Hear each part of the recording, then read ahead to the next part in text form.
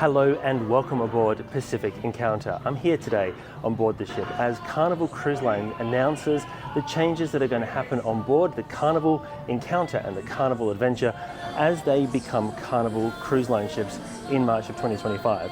So there's been a lot of announcements made today about what's going to change on board these ships and what's going to stay the same. I'm Chris Frame, maritime history author and lecturer, and thanks so much for joining me. These two ships, the Pacific Encounter and Pacific Adventure, were built for Princess Cruises and then were sent across to P&O Cruises Australia and given a fairly sizable refurbishment to Australianise them and make them more suitable for the Australian cruise market. And this means that you have all sorts of aspects on board the ship that are very Australian in their design. And you can see this even through the shopping centre with Australian style brands, but very popular in this part of the world. Now the other thing is that these ships have a very unique interior. They've got that Princess Cruises design that focuses around the atrium area, but they've also been upscaled with the addition of the new floor coverings and many fixtures and fittings that have been added on board the ships to give them a more modern flair. And that sort of interior design and interior style will remain with these ships when they sail under Carnival Cruise Line. P&O Cruises has a history that dates back to 1852 in Australia, where it first brought passengers to Australia on a ship called the Chusan. Now this was very different from modern day cruising. This was a line voyage where passengers were coming to Australia to immigrate, and this was in an era before ships were superseded by aircraft, so this was really the only way to travel by ship. And P&O was one of the foundation lines that helped to establish passenger shipping to Australia with steamships, and it became a very popular line. Now in 1932 the company established the first Australian-based cruising using ships of the P&O fleet that were taking a bit longer to get back to the United Kingdom due to the impact of the Great Depression, and they started to sail these ships on cruises out of Sydney and out of Brisbane, doing short voyages to the South Pacific. So P&O really has been connected with the Australian cruise market since its real foundation days and has become a beloved brand. But Carnival is also an organisation that has a long heritage with cruising. Carnival was founded to really challenge the status quo and make it feel like cruising was a way to escape the everyday life and board a ship that is all about the excitement and fun of a cruise holiday. And so Carnival started to buy old ocean liners and completely renovate the interiors to give them modern and fancy fun ship interiors, and they challenged the market back in the 70s and into the 80s to say we can do better with cruising. We can make it that the ship is the destination and that really the cruise holiday is all about being on a ship where you escape from reality and you're on this magical world, a city at sea almost. And so Carnival actually grew to become a very successful player in the cruise market. It has become a leader in global cruising, and from an Australian perspective has actually been cruising in Australia since pre-pandemic. It brought its ship, the Carnival Spirit, here first and then supplemented it with the Carnival Splendor, and now of course we also have the Carnival Luminosa sailing here. Now one of the spaces that's going to remain on board the Carnival Encounter and Carnival Adventure that dates to its P&O days is the waterfront restaurant. Now the waterfront restaurant actually was established on board P&O ships back in 2009, and it has been a mainstay of the P&O fleet ever since. It's the main dining room on board the ships, and it offers breakfast, lunch and dinner. Another venue that's going to remain on board the ships when they're sailing for Carnival is Angelo's, which is the Italian-inspired restaurant on board the ship. Now this occupies a relatively large space on both Pacific Encounter and Pacific Adventure and will continue to operate when the two ships are sailing under their Carnival branding. This is a popular restaurant on board the ships, particularly at dinner time, with the specialty menu that's created to allow guests to enjoy that Italian flavour on board the ships. And in the Angelo's restaurants they have themed it with many pictures of film stars throughout the restaurant area, not only on the wall coverings there, but also on the chairs. Another venue that's going to stay with the ship that I'm really happy about is Dragon Lady, and both Pacific Encounter and Pacific Adventure have one of these restaurants. It's the Asian cuisine restaurant on board the ships, and it is a beautifully themed space that offers a very authentic Asian menu on board from various different countries throughout Southeast Asia, and it's actually one of the finest dining experiences that I've actually had on a cruise. On all the cruises I've been on, I had the experience of eating at Dragon Lady on board the Pacific Explorer, which is the third ship in the P&O Cruises fleet, and it was absolutely phenomenal. So to have these restaurants remain on board the ship when they transition across to Carnival is definitely a plus.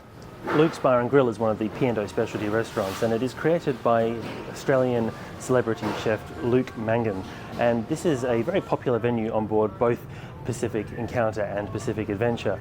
Now, when they sail as Carnival Encounter and Carnival Adventure, these two ships will retain Luke's Bar and Grill. So this experience, which was developed by P&O Cruises in partnership with Luke Mangan, will still be available on board when they sail with Carnival Cruise Line. Black Circus is one of the entertainment venues on board Pacific Encounter and Pacific Adventure, and it is here where the show Blanc de Blanc Uncorked is performed. When the ships sail for Carnival Cruise Line, this venue will remain, and that show will also remain on board the ships. So it's a very P&O inspired entertainment experience that's still going to be offered on board the Carnival Cruise Line fleet. Now, when these ships became P&O Cruises ships, one of the things that the company did was spend quite a lot of money on upgrading the interiors to make them feel like Australian ships. And one of those areas is the Onboard pub. Now, I'm standing on board Pacific Encounter, so I'm in the Encounter Hotel. Pacific Adventure has the Adventure Hotel. These venues are the P&O take on the Australian pub, and they will remain on board the ship when it sails for Carnival Cruise Line. The Byron Bay Beach Club is one of the P&O extra experiences. It's a grade of accommodation on board the ship that gets you access to this exclusive beach club environment at the very front of the ship, just above the bridge. And this is a very popular area for people who book with this particular grade of accommodation. Now, when both the Pacific Encounter and Pacific Adventure sail with Carnival Cruise Line, the Byron Bay Beach Club, which is a very Australian name, named after Byron Bay in northern New South Wales, it will remain with the ships. So that'll give them an extra special Australian feature on board that the other Carnival Cruise Line ships just don't have.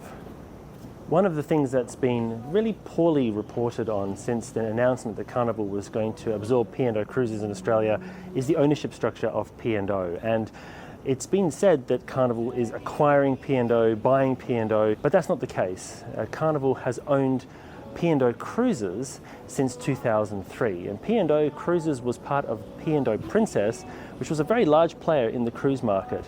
It merged with Carnival Corporation in 2003, and there was two P&O Cruises operations. There's the P&O Cruises in the UK, and there's P&O Cruises operating in Australia. So it's the Australian P&O Cruises that is going to be amalgamated into the Carnival Cruise Line fleet in March of next year. And P&O UK will actually remain sailing as P&O Cruises out of the UK market. And they have 7 ships operating out of that market, including the absolutely wonderful Aurora, which is one of my absolute favourite ships. So there will still be a P&O Cruises. It will still operate cruise voyages under the P&O brand. It's just the ships that are operating in Australia that are going to merge into the Carnival Cruise Line fleet.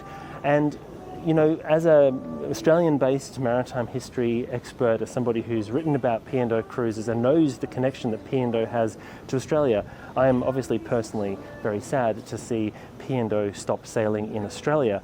However, I do think that it's important to understand the origins behind what's happened with the acquisition all the way back in 2003, and to understand, of course, that it's not the whole of P&O that's going to be absorbed. You can still take a P&O cruise, you just have to do it out of the UK market.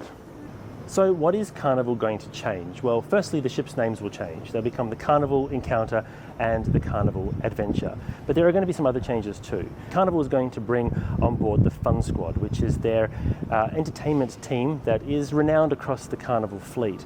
Carnival, as I mentioned before, started as a cruise line that was designed to offer fun ship cruises and really break the mold of what cruising was all about. And so the Fun Squad is a really core part of what makes that work on the Carnival Cruise Line ships. You're also going to see some other changes on board the ships as well. Carnival activities such as Build-A-Bear, which is a partnership that they've got globally, will be brought on board the Carnival Encounter and Carnival Adventure. Some of the other Carnival perks will also be brought on board the ships. including free pizza from 11 o'clock till 4 o'clock on board the ship, which is something that you can enjoy on the other Carnival Cruise Line ships. And the Kids Club is going to be upgraded to allow for under 2s to get access to the Kids Club as well in a program that Carnival runs called Turtles. And this just gives parents some extra flexibility when it comes to having care for their kids if they want to have a little bit of time to themselves. Another really cool Carnival feature that's going to be brought on the ships is Conga for Kids, where they raise money for children's hospitals. And in Sydney, it's going to be raising money for a Sydney-based hospital, and in Brisbane, we'll be raising money for a Brisbane-based hospital. And also the 80s rock and glow parties, which Carnival is renowned for, will be brought on board the 2 ships based here in Australia. So from 2025, Carnival Cruise Line is going to have a upscaled presence in Australia. There will be 4 ships operating in Australia under the Carnival brand. That'll be Carnival Splendour, based out of Sydney, alongside Carnival Adventure, which will be based out of Sydney as well. There'll be Carnival Encounter, which we're on board right now, which will be based out of Brisbane, and then seasonally, Carnival Luminosa will still come here in the summer months. We will of course then see the farewell of Pacific Explorer, which is the current flagship of the P&O Cruises fleet. She's due to leave the fleet in February of 2025.